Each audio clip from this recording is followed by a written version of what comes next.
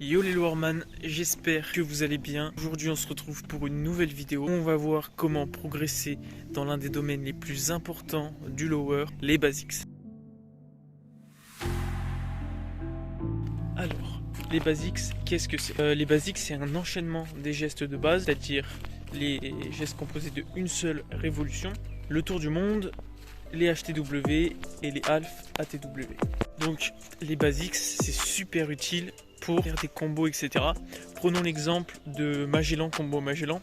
Ce qui va séparer vos deux Magellan, ça va être les basics. Ça va vous éviter d'avoir un combo cassé et donc ça va être super pratique et c'est non négligeable pour un lowerman. Mais du coup, comment travailler ces basics? Alors la première chose, si vous êtes débutant, ça va être de travailler vos basics un par un. Ça va être de travailler les ATW, les HTW et les half ATW. Ça va être super important de les apprendre des deux pieds. Et pour ce qui est des ATW, ça va être aussi super important de les apprendre en in et en out. Alors pourquoi? La plupart des gens utilisent le out parce que c'est plus esthétique, c'est beaucoup plus joli à voir pendant ces basics. Mais le in va vous aider donc pour l'apprentissage d'autres tricks. Vous n'allez sûrement pas l'utiliser durant vos combos, mais ça peut être intéressant quand même de le travailler pour l'apprentissage ensuite des LAT in, des reverse lebioda, tous les tricks qui utilisent le in, ça vous évitera d'avoir un déséquilibre. Alors, quelque chose qui va être super important, ça va être d'être régulier dans l'apprentissage de ces basics. C'est comme dans tous les domaines de la vie, si on n'est pas régulier, on ne progresse pas. Donc les basics, c'est pareil. Il est préférable de travailler 20 minutes ces basics toutes les fins de session si vous avez 5-6 sessions par semaine, que les travailler 2 heures en une session et de ne pas les retravailler dans la semaine. Parce que ça va vous permettre de tout le temps toucher aux basics. Et en plus de ça, ça va être beaucoup moins pénible à travailler. Donc voilà, la régularité, c'est le mot-clé pour les basics. Donc une fois que vous avez commencé à être un petit peu régulier, ça va être super important de consacrer des sessions entièrement aux basics. C'est-à-dire que vous les travaillez certes 20 minutes par entraînement, mais il va falloir essayer de consacrer au moins 1 ou 2 sessions entièrement aux basics ou enfin aux gestes de base. Au moins les 1,5 rêves en combo, etc. Alors maintenant que tu commences à être à l'aise avec tes basics, ça va être super important d'instaurer des patterns. Alors qu'est-ce que c'est des patterns? Ça va être l'exécution de mêmes basics. Alors c'est un peu dur à expliquer, mais par exemple on a différents patterns que je vais te montrer après. Prenons l'exemple du ATW, HTW. C'est un pattern que j'adore parce qu'il fait travailler les deux pieds. Et à quoi ils servent ces patterns? Ça va permettre à ton cerveau, quand tu vas être habitué à certains patterns, de ne pas réfléchir lorsque tu exécutes tes combos. Et quand tu exécutes tes combos et que tu ne réfléchis pas, c'est de l'énergie mentale qui est gagnée en fait. Et l'énergie mentale, ça va se réparpiller sur le physique et ça va être beaucoup plus intéressant pour toi. Ça va te permettre d'être plus efficace. Et en plus, là, comme je te l'ai dit, ça va te permettre de travailler tes deux pieds pour certains patterns. Et c'est super joli à voir. C'est trop bien en fait d'avoir des patterns. Chacun a des patterns différents. Il y a des patterns plus compliqués que d'autres. En voici quelques exemples.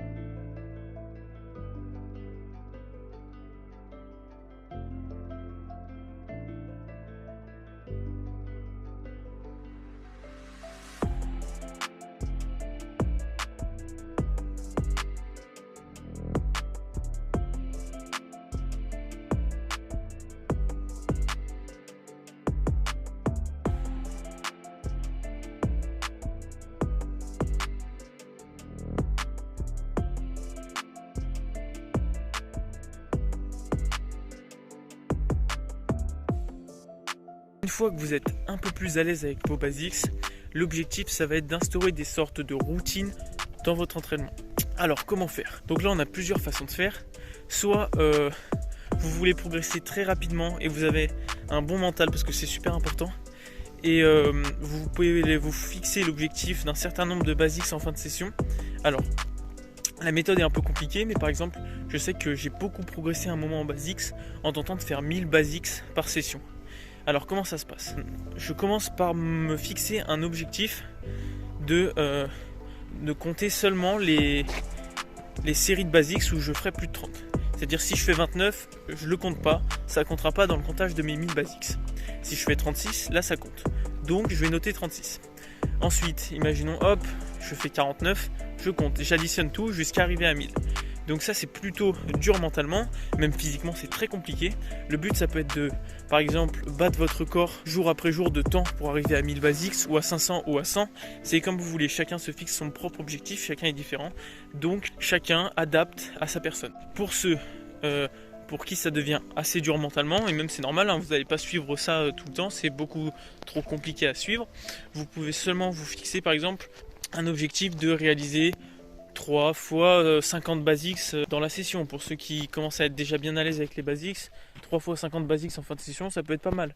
Ou on peut aussi faire ça sous un système de pyramide, c'est-à-dire commencer avec, moi je sais que je fais souvent ça, c'est-à-dire vous commencez par 30 basics très très variés, ensuite 40 basics un peu moins variés, ensuite 50 HTW par exemple, vu que c'est pas très varié mais ça commence à bien taper sur l'endurance, et vous faites ça, ensuite vous redescendez, donc 40 basics un petit peu variés, 30 basics très variés, etc. Vous essayez d'en enchaîner le plus possible, ça peut être super intéressant aussi. Je vous parle de les travailler en fin de session, pourquoi c'est important de travailler ces basics en fin de session? C'est très simple, c'est que en fait en fin de session vous allez être déjà épuisé, c'est normal, hein, c'est la fin de votre entraînement, et du coup ça va être intéressant pour travailler l'endurance.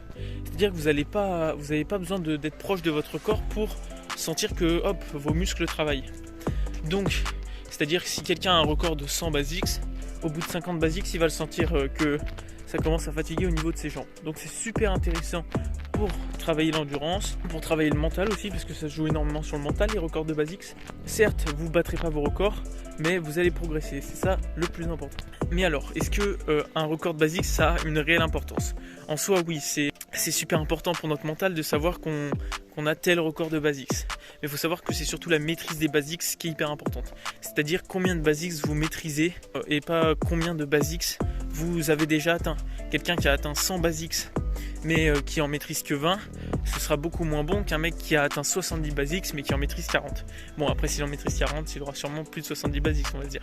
Mais bon, donc les records sont pas si importants que ça, même si pour le mental c'est très bon. Ensuite, il y a aussi un point très important dans les basics, c'est de savoir être stable, avoir des basics qui sont beaux à voir. Ça c'est très compliqué, j'ai mis beaucoup de temps personnellement, et encore je bouge beaucoup durant mes basics, c'est pas très fluide des fois, et c'est encore un travail régulier qu'il faut avoir. Et donc pour ça peut être intéressant de les travailler en fin de session comme je vous l'ai dit, mais ça peut être aussi intéressant d'introduire des patterns assez beaux visuellement à l'échauffement, où vous allez essayer de rester stable, d'avoir une position de bras assez correcte, c'est-à-dire de ne pas avoir les bras en l'air quand vous exécutez vos basics, mais plutôt d'avoir les bras au niveau du corps et de ne pas trop bouger. C'est l'objectif principal, ça va vous permettre d'avoir un bon style, essayer de garder le dos droit aussi, de ne pas avoir le dos rond, c'est super important. Et c'est avec ça que vous allez pouvoir travailler votre style, votre stabilité, et du coup avoir aussi de meilleurs basics, parce que si on est plus stable, on s'épuise moins et du coup on enchaîne plus de basics, c'est super simple. Et maintenant on peut se demander comment être régulier sur ces basics. Alors c'est pas si simple, et c'est bien pour ça que la plupart des lowerman, des freestylers en tout cas, ne les travaillent pas beaucoup, et ça crée un déséquilibre chez beaucoup de personnes. Ça crée aussi une progression qui se ralentit, voire qui stagne au bout d'un moment.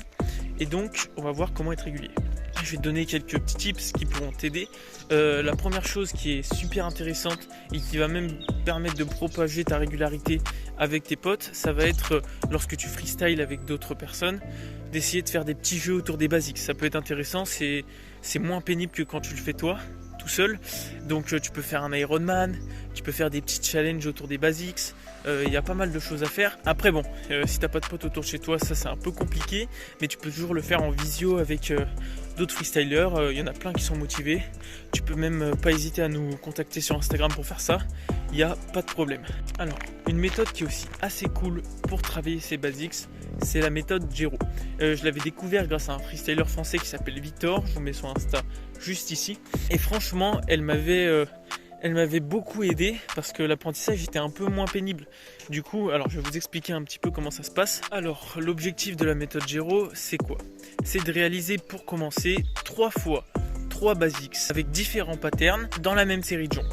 Donc jusque là il n'y a rien de très compliqué à comprendre. Ensuite, Une fois que vous avez réussi à faire ça, vous allez ajouter 2 basics.